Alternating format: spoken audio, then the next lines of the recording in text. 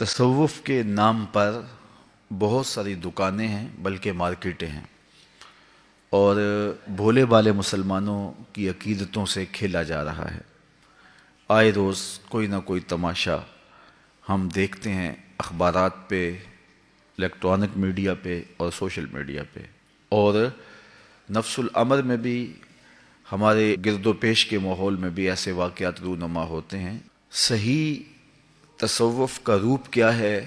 حضرت داتا گنج بخش علی حجویری علیہ رحمہ فرماتے ہیں کہ تصوف سارے کا سارا اخلاق عالیہ کا نام ہے، اچھی اقدار کا نام اور اچھے اخلاق کا نام تصوف ہے۔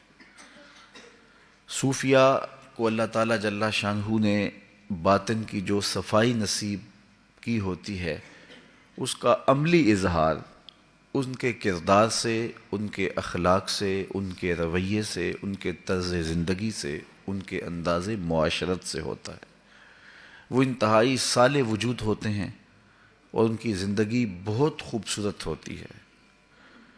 درگزر، عفو، تواضع، محبت، باہمی رافت، اسی طرح صلہ رحمی اور دیگر جتنے امور خیر ہیں، یہ اولیاء کے وجود کا حصہ ہیں اور اولیاء کی معرفت کا سبب و ذریعہ ہیں۔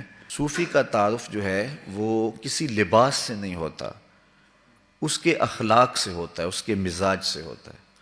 کشف المعجوب میں حضرت داتا گنج بخش علی حجویری لکھتے ہیں، لیس التصوف رسوما ولا علوما، تصوف مختلف قسم کی رسموں کا نام نہیں ہے کہ اس رنگ کا پٹکا ہو اور اس طرح کا لباس ہو، وضع قطع اس طرح کی ہو، بال اتنے لمبے ہو، بولنے کا سٹائل یہ ہو تو وہ صوفی ہوگا، یہ نہیں ہے۔ اور پھر فرمایا ولا علوما، اور نہ مخصوص اصطلاحات کا نام تصوف ہے، جس طرح کہ ایک طبقہ مختلف علمی اصطلاحات کو تصوف سمجھ لیتا ہے اور وہ لوگوں پر اس طرح کی باتوں کا رعب ڈالتا ہے۔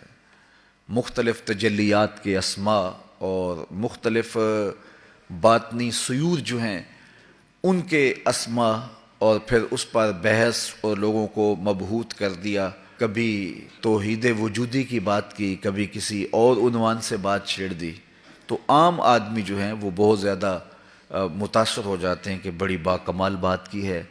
تو یہ مختلف اصطلاحات کا نام بھی تصوف نہیں ہے، بلکہ یہ تو باطن کی صفائی کا نام ہے، یہ تو من کی پاکیزگی کا نام ہے، یہ تو اقدار عالیہ کا نام ہے، یہ تو اخلاق حسنہ کا نام ہے، یہ تو اندر کی نورانیت کا نام ہے۔ ایک اچھا انسان بن جانا، اگر ایمان کی شرط کے ساتھ وہ اچھا ہے تو پھر وہ ایک اچھا صوفی ہے۔ لباس کا نام صفا نہیں ہے کہ مختلف رنگوں کے پٹکے باندھ لیے جائیں، مختلف رنگوں کی اور مخصوص طرز کی ٹوپیاں پہن لی جائیں، یا مخصوص طرح کا لباس پہن لیا جائے، اس کے اوپر طرح طرح کے پیوند لگا لیے جائیں۔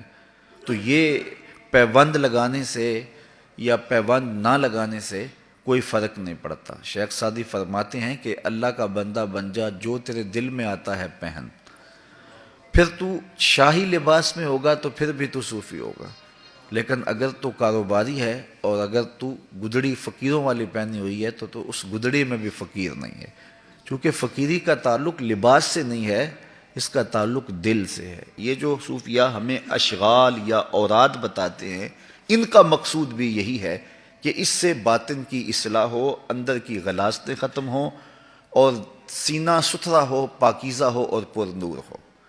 لیکن اگر میں یہ کہوں کہ میں نے یہ باطنی منزل طے کر لی ہے، یہ باطنی منزل طے کر لی ہے، یہ باطنی منزل طے کر لی ہے، لیکن میرے اخلاق بھی نہیں سنورے ہیں، تو پھر وہ میری باطنی منزل طے کرنا کیا معنی رکھتا ہے؟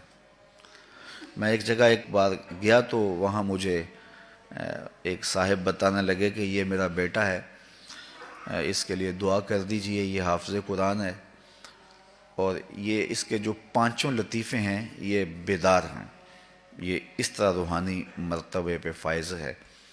اور ساتھ کہنے لگے لیکن یہ اس میں کمی ہے کہ ماں کا گستاخ ہے اور میرا بڑا بے ادب ہے اور قرآن مجید بھی بھولتا جا رہا ہے، لیکن اس کے 5 وظیفے ماشاءاللہ اللہ کا کرم ہے کہ وہ اس کے جاری ہیں۔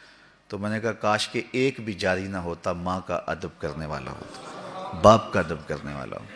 تو کچھ لوگ ادھر دھیان لگ جاتے ہیں کہ شاید ان کے اجرا کا نام جو ہے وہ تصوف ہے. یہ اچھے اقدار اور اچھے اخلاق کا حاصل ہو جانا ہے شرط ایمان کے ساتھ.